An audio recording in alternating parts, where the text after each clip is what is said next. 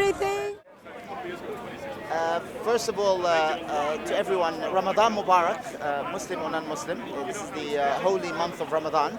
So I'm going to tone my rhetoric down a little bit, so that because I'm fasting and because we don't want to say anything wrong. Now, last week, Shamsi approached me, and with a big pile of books that he got from his library, and in a way he used it as a very silly prop. It's like he's disrespecting in a way our religious heritage to use it like this. If he was sincere, he would ask for a moderated debate where there is both sides, the evidences can be examined in detail, not to just shove in people's faces religious books which he has a shallow understanding of and which he doesn't actually he's taken it out of context. The other thing I'd like to say is that so actually, officially, I am saying let us have a moderated debate post-Ramadan, me and him, moderated by an independent person, and I think that's fair, so that there's no heckling. Both sides can just speak without being interrupted by the audience. Each side has an allocated time and so on. So that's my first point. My second point is I want to explain this core issue to everyone, not just Muslims who may be aware of this, but also to non-Muslims. What is really the core difference? Why are two Muslims really at it? And it looks like they're really hating each other. Like, why are they really going at it? Why are they so passionate about this topic? The answer lies in, and this is not something just shared by Muslims. The answer is, do the people have a right to live in a fair society, in a compassionate society? Do they have a right to elect their leaders? Do they have a right to go about with, their business without being harassed, without being violated, and so on? My position is that the people have a right to live in freedom. They have a right to live in a place where there is the rule of law. Shamsi's position is that they must be patient for, until infinity. They must be patient and they must never rise against their dictator. Now, actually, the irony is if Shamsi and his gang of 10 people were in the Middle East, they would get arrested because this is considered a protest. He's with 10 people, they hold religious books. This is considered a protest. They would all be locked up. One of the reasons I'm passionate about this is because I live in this country. I have enjoyed a good education. There's a good quality. I have, alhamdulillah, a good quality of life. And so does Shamsi. He enjoys a good quality of life here as well.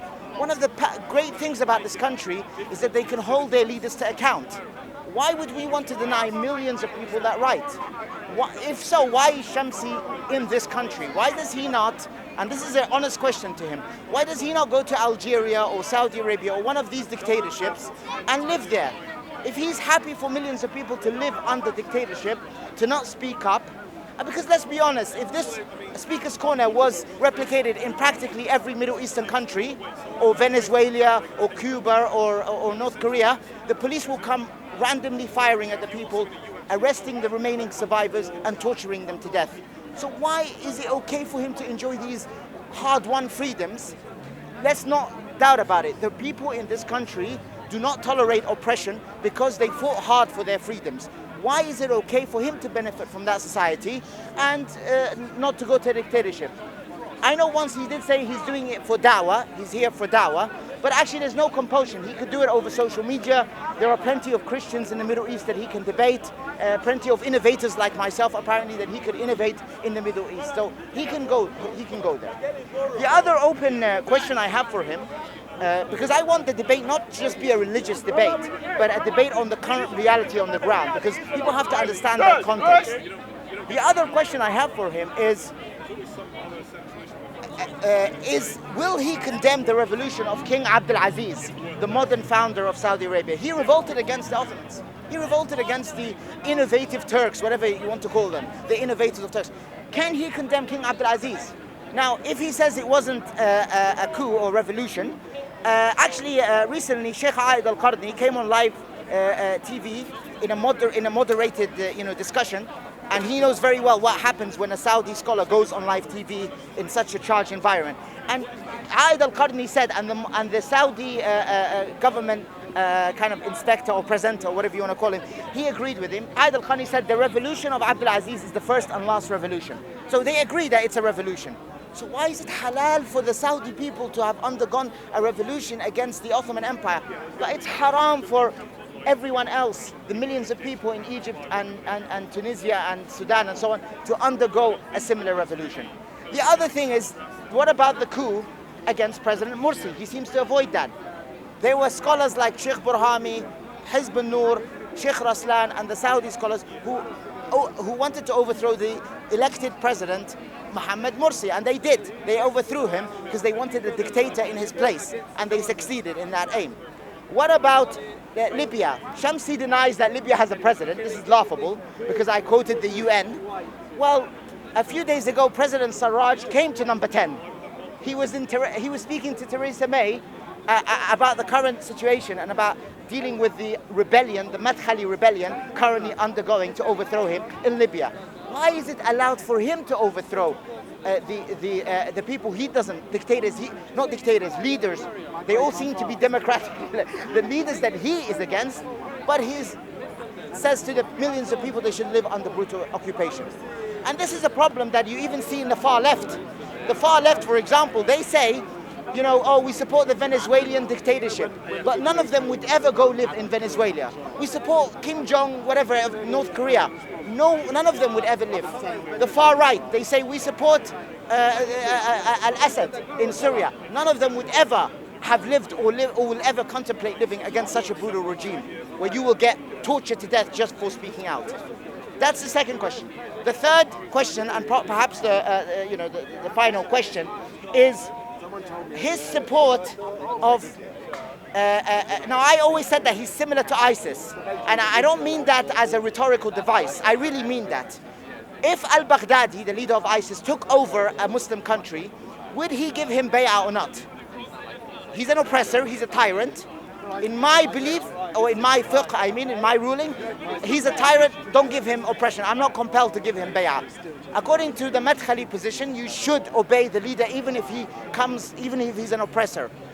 Does he condemn, or would he give support to al-Baghdadi if he can answer that? He may not be able to answer. I appreciate that it's a sensitive question. But if al-Baghdadi takes over, say, Saudi Arabia, would he give his support? And Mohammed bin Salman, for example, has done practices similar to al-Baghdadi. He's crucified people. Like a couple of weeks ago, he crucified 37 Shia protesters, activists. They were peaceful activists. Now, I'm a Sunni, but I don't agree in oppressing anyone, whether it's a non-Muslim, whether it's a Shia, or vice versa. So why is it okay for Mohammed bin Salman to crucify men, women, and kids because they were political activists, but Shamsi allegedly condemns ISIS? I don't see that. Why is it okay for someone like Mohammed bin Salman to cut up with a chainsaw Khashoggi, the journalist, for speaking up, but when al-Baghdadi does that, we say, oh, do you see how he's not very much different to ISIS, is he?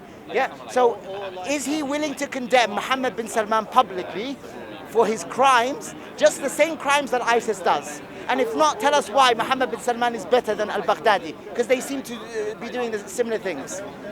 So again, I reiterate, I would like a moderated debate if he's sincere to discuss these issues and to discuss his laughable refutation of me last week, in which he claims that it's from the belief to follow, it's from the core belief, it's from Tawheed to believe in the dictator. That's laughable. And Islam is free from that poisonous thought. And I'd like him to answer some of these questions and agree to a moderated debate post-Ramadan. Ramadan Mubarak, everyone. Thank you very much. Content over everything. From your belly. Man, say it straight. Man, don't listen to BBC. Man, don't listen to ITV. Listen. Hello. How are you? Man, don't listen to ITV. No. I don't even listen to I've been invited down here by DJ Riz, which is an old school brother I don't even listen to Sky from a long time and a creator. Just been there and the day dot of history of hip hop when music changed.